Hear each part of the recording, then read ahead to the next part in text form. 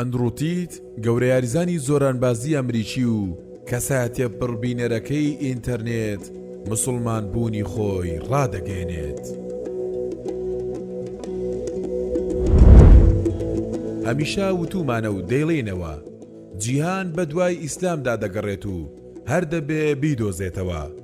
بەڵێنی الله تعالى کە دەبێت ئەم پەیامە بگاتە ئەو شوێنانەی کە تیشکی خۆری پێدەگات و هەر خودی الله جل جلاله پارێزەر و خاوەنی ئەم پەیامەیە.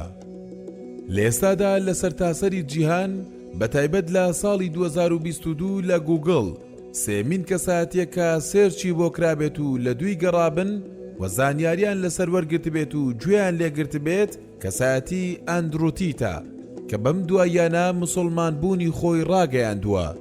ئەم کەسایەتیە یەکێکە لە یاریزانە بەناوبانگەکانی ئەمریکا و لە بواری وەرزشی زۆرانبازی کیک بۆکسینگ یاری دەکات و هەروەها یەکێکە لە ملیۆنێرەکانی وڵاتی ئەمریکا و لە ئێستادا بە ئەکتیڤترین کەسایەتی دادەنرێت لە سۆشیال میدیادا و پڕبینەرترین کەسایەتیە. تەمەنی 35 ساڵە لە واشنتۆن لەدایک بووە. بەناوبانجەکەی دەگەڕێتەوە بۆ ئەو بابەتەی لە تیکتۆک بڵاوی کردوتەوە کە 11 ملیارد بینەری هەبووە. هەروەها لە ئێستادا لە تویتەر 4 ملیۆن فۆلۆوەر و لە ئینستاگرام 4 ملیۆن و 700 هزار فۆلۆوەری هەیە. بەڵام لە ئێستادا بە بیانووی سەیر و سەمەرەوە سەرجەم لاپەڕەکانی لە سۆشیال میدیا ڕاگیراوە. If I had to bet on one religion as if I were betting on the stock market for the future, you have to bet on Islam. Because Muslims are intolerant. And I'm not saying that disrespectfully. Because if you're tolerant of everything, then you stand for nothing. Yeah. Christians are so tolerant now that you can go to church. These girls will get fucked on a Saturday night and go to church on a Sunday morning and get fucked on Sunday night, and it's no big deal, right? So you don't believe it. They have gay pastors that I'm not even anti-gay, but if the book says don't have, like, what the fuck? Yeah, what do you believe in now? Right, yeah. If you're tolerant of everything, you stand for nothing. I can walk through London with a t-shirt saying Jesus is gay and nothing will happen to me. If I did the same thing with the Islamic prophet, I'd be dead before I got to the end of the street. Boom.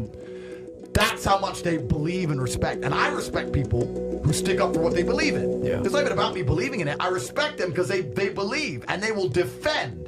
Muslims are the only people who will defend their religion. They will defend their beliefs. They refuse to be mocked. They refuse to be insulted. And I respect that about them. I respect that. That's an amazing thing about them, right? And the third point is, and I've been all around the world, some of the best countries in the world today are the first world Muslim nations. ئەندروتيت بۆچی و لەبەرچی دەسگیرکراوە.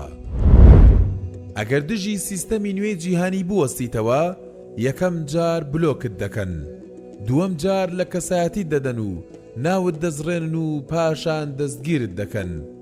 بێدەنگ نەبوویت و بەردەوام بوویت سێەم هەنگاو دەتکوژن. ئەمە وتەی ئەندروتیتی بەهێزترین پیاوی مەیدانی سۆشیال میدیایە کە بەم دواییانە موسڵمانبونی خۆی ڕاگەیاندووە. ئەم پیاوە دژی سیستەمی جیهانی وەستاوەتەوە و باسی نەهامەتی و کارەساتەکانی سیستەمی ئێستای ئەوروپا و ئەمریکا دەکات و باز لە جیاوازیەکانی گەلانی ڕۆژهەڵات و ڕۆژئاوا دەکات و هەروەها پلە و پایە و حورمەتی خێزان و بەتایبەت ئافرەتان لای ڕۆژئاوایی و ڕۆژهەڵاتیەکان و بەتوندی دژی هاوڕەگەزخوازان و بانگەشەکارانی وەستاوەتەوە و هۆکاری سەرکەوتنی خێزان و بەتایبەت ڕێز و کەڕامەتی ئافرەتان لە ڕۆژهەڵاتدا دەگەڕێنێتەوە بۆ پابەندبوونی گەلانی ڕۆژهەڵاتی بە ئایینی پیرۆزی ئیسلام. Go to Qatar, you can fall asleep with $1 million on your lap in the middle of the street. Nothing's going to happen to you. Saudi Arabia as well. You can go to Saudi, nothing will happen to you. You can go to Dubai, UAE, nothing's going to happen to you. They leave their cars parked with the keys inside. It's so safe. Yeah. Wow. Yeah. It's so safe. Women, everyone's married. Every woman obeys her husband.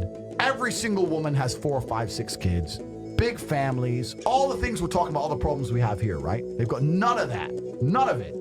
Because of Islam. Islam keeps society in the role where women obey their man, women have children, Women have big families. Women are exceptionally happy to do so. Yes. Before some Western girl comes in here and runs her mouth, the Islamic women are happier than any fucking thought you're going to see in the club tonight. They're very true. They're happy.